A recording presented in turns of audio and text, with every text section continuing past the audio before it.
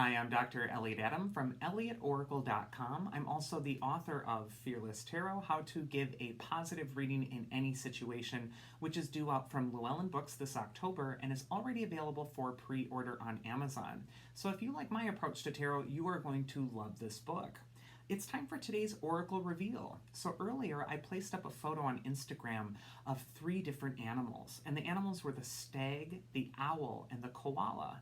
And I asked you to use your intuition and just ask yourself which animal seems to be calling to you, because that animal has a message for you. So if you're just joining us, ask yourself if the stag, the owl, or the koala get stuck in your head. If you pick stag, the card says take the lead, and stag is associated with leadership. In fact, in Celtic mythology, the stag was always associated with the High King. And whenever we see stag, it's all about taking leadership of your life. And instead of reacting or hoping or wishing or waiting for something to improve, this says it's time to take charge. The first card is where it's best to place your focus if you pick the stag. And we actually got the 9 of Swords reversed.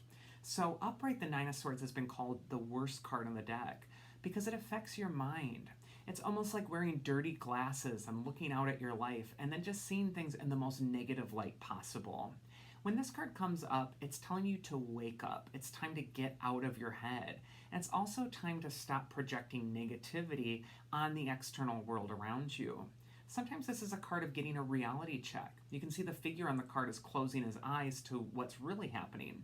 And what's really happening is he's actually safe in his bed. Despite all his nightmares, he's actually in no danger at all. And when this card comes up reversed, it will indicate that you're waking up from the nightmare, that you're less than you truly are. And so whenever we see this card, it's telling you to get back to reality, get some fresh air, get out of your head, and realize that sunlight is the best disinfectant for your fears and your shadows. The advice from your inner wisdom, if you pick stag, is actually the King of Cups. You can see the king here. He's on that stable stone foundation amid all the swirling waves. And what that can indicate is that life is sending you waves right now, and it's important to stay grounded and not to get swept up into the emotion of all of it. The King of Cups is also associated with the astrological sign of Cancer, which has to do with the house and the home and connecting to your home base within. And then also that King of Cups is telling you to just work on your feelings right now and work at being at home, in your skin, in your head, in your realm, and really to stay stable amidst those swirling waters. And the mythic archetype that's going to help the stag people out this next week is actually Hephaestus. And Hephaestus is the god of the forge, but he's also the god who really pushes forward with hard work. He stays focused, he's really meticulous, he's an artisan, and he's interested in building for the future. He built all the palaces of the gods, for example. And whenever we see Hephaestus, he's telling you that if you are going to turn inward, don't turn toward an ugly place, don't turn toward the hopeless part, but instead turn toward what really fascinates your mind, what's your interest. And also, Hephaestus is about getting action so that you're actually putting some of that emotional energy that might be bottled up inside into some sort of creative action, into some sort of process that actually builds a better world for you. Whenever we see Hephaestus, he tells you to get busy and to create beauty. The second animal we're going to go into is the owl spirit, and the card says you see clearly now. And if any of you have been watching my Instagram page, you'll notice that yesterday I placed up a photo and video of this wonderful little screech owl that I met in the forest the other day. It was in a little cubby, and it was just such a profound experience because it was actually cooing at me and I was talking back to it.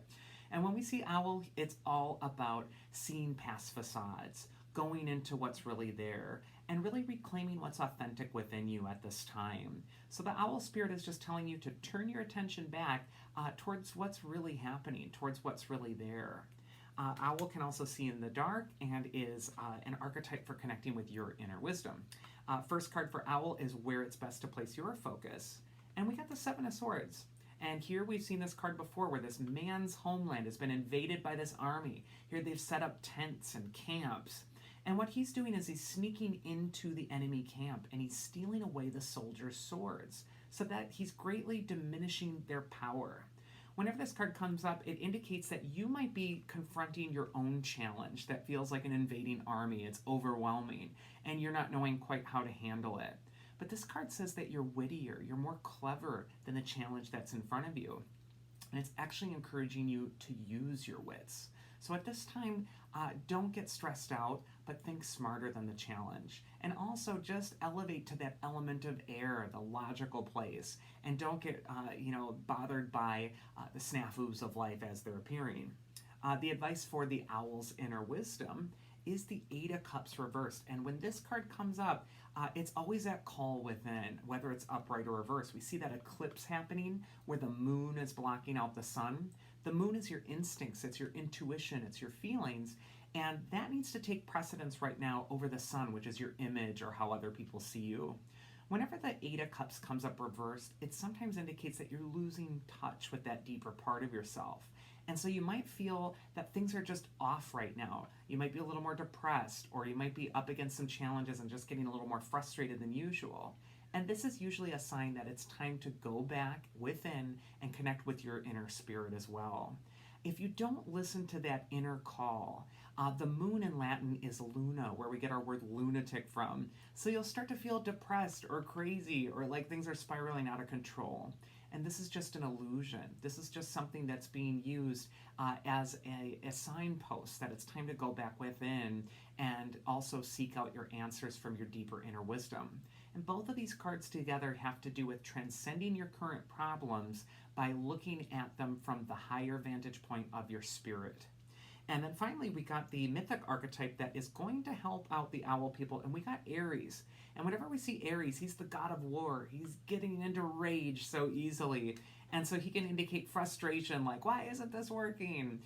And so this card can just indicate that it's time to breathe, take a step back, calm down, and then just go over the old material or the thing that you're trying to work and rehash it with a clearer mind. So Aries could also indicate that you have a lot of energy and it needs to be directed somewhere positively. So if you want to exercise or expend your energy in a way like that, this could be really positive. And then finally, we got the Koala Spirit. And it says Spirit has a plan on the card. Koalas are very sensitive to their environments, and we're experiencing some koalas that are going through tough times in the world right now.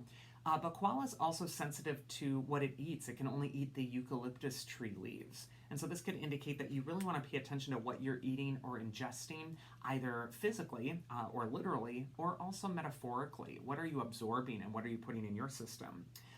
The thing you should place your focus on if you're a koala is the Queen of Wands.